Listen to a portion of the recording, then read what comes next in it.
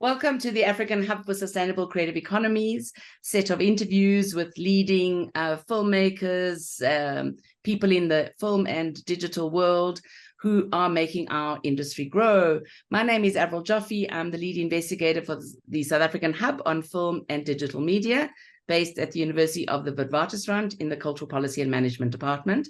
And I'm here sitting with Marylin Ntsele, who is from Durban and is a publicist, amongst many other things. And I will ask Marylin to tell us a little bit about her journey in this field and how she's come to work and support the film and digital sector. Marylin, you're very welcome. Thank you. Thank you so much for having me. I appreciate it. So just to give a short background, we've done many things, but I am originally from the Netherlands. I came to South Africa in 2007 to facilitate music business workshops. Did that for a few years, then started managing artists, mainly musicians. From there, organizing concerts, and soon we discovered that, hey, it's actually so nice if all these sectors touch each other and build bridges, and music should not be in an island, nor should film, nor should literature. So everything should actually be meeting, and how can we contribute also to doing that? Well, very, very fast forward, then obviously also COVID happened. And from there, actually, we started fully pivoting as a fully fledged digital communications agency, meaning we've been doing publicity for various festivals here in Durban, for various artists as well. And that became very suddenly from a very digital, or sometimes a digital only sort of background and vision. So to coming up with creative ideas to, in the digital space, also sort of push things forward.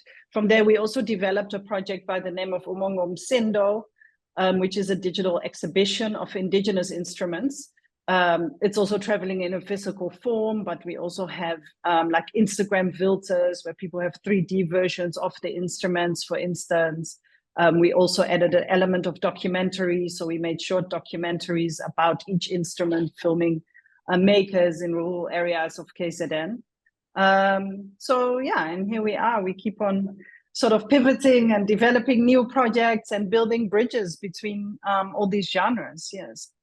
Thank you so much. And, you know, it sounds like the work you do is really important, almost to ensure that the creative content that is being developed, whether in music or film, is then visible and seen by the audience. So in a way, you are this link between the wonderful, vibrant creative output that South Africa is doing and how audience gets to see it. What would you say are the key elements of that role? Why is it so important to have the publicity? And at what point should you be called in to support a festival or a production or a music concert, etc.? I think from my point of view, of course, it's very important because we can all create and sit in our bedrooms and do our things and nobody sees it, and no one wants that. And a lot of great work gets created, and a lot of artists lack the knowledge, or maybe sometimes even the interest, to push it out themselves. And it's a big job these days, right? As an artist, you don't just get to create art, you have to sell it, and an artist has to be involved. But just like that, as a publicist or marketing manager of a project, I love to always be involved from the first bit of work, because it helps the conceptual thinking. If when you create with in mind, okay, but who actually wants to see it? How am I going to put it out? I'm not saying your whole vision has to change, but you may create it in a little bit of a different angle, or you may make some touches along the way. But if the product is done, it's done, obviously, then you can't do anything about that part anymore. So yeah, I always prefer to be involved, but it's also because I'm a creative producer. We also do our own projects, so it's not just pushing the press release out, so to say. But it starts much earlier from that. Can you talk a little bit about the creative projects that you yourself are involved in? Yeah, so Umungumsendo is an actual project by ourselves and put out by our company. And then also from a curatorial perspective, we're very much involved in like the music sector and curating concerts and evenings. Like in Durban, we've been doing Pecha Kucha a few times with different creative speakers. So we're very, in a practical way, involved in putting things together, so to say. So in a way, you play the role of an intermediary in the sector. And it's an area that we've all been very interested in, because we recognize that the role of an intermediary is so important in the link between people who are producing or creating or making movies or musicians, and then the venues, the audience, the festivals. That there's that role that individuals can't always negotiate, and that the role of a company like yours in a way provides that intersection, the connection point. So can you talk a little bit about, is that part of your vision? Is that something you've thought about in the way that you work? Are you trying to get more voices heard, or do you work with a pretty clear stable of musicians and artists and filmmakers? So we started actually less and less being exclusive, so to say, in a sense, and more say, okay. And also our network obviously increased. So over time, like I said, you get in touch with film, poetry, music, and from a music background where I come from, it's actually, in terms of the intermediary sense, it's actually the most traditional one, because it's very normal for a musician to have a manager. It's not so normal for a poet or filmmaker to have a manager who puts all these things together and is that person that indeed connects the dots from marketing to sales, to the audience, to newsletters. And it's quite of an undefined role. Like, people get assistants, but it's also not really an assistant, in a sense.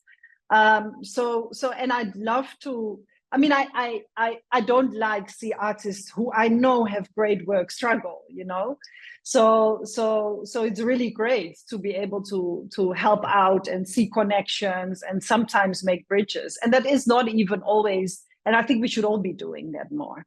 Because I don't think it's always has to be in a formal sense or in a contractual, we have an agreement and this is a business deal.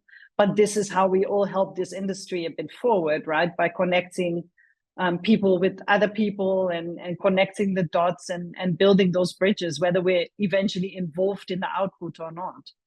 And would you say that that's particularly important, given how many of our artists, musicians, filmmakers work in the informal space? They without contracts, without clarity about their work, and that relationship then with your company or the publicist enables their own visibility, but also their access to spaces where their informality might take it away and not sustain it.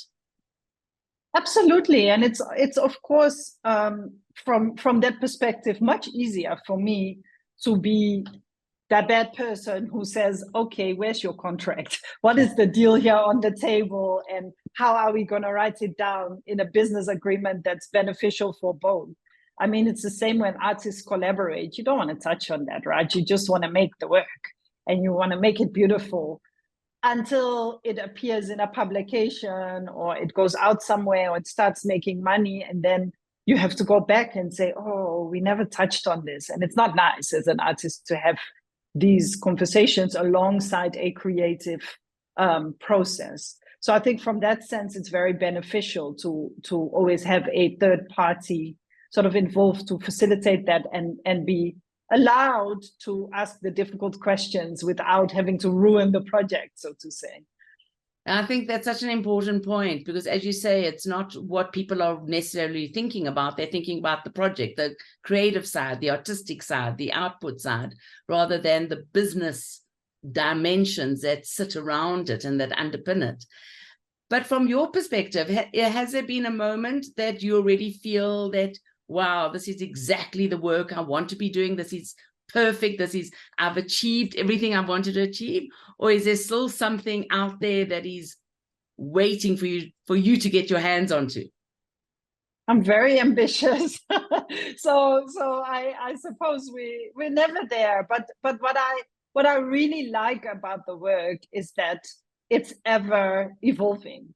So there's never an end station, and society and the possibilities, especially in the digital media space, are endless. I think also the coming of AI, no one knows what it's going to bring us.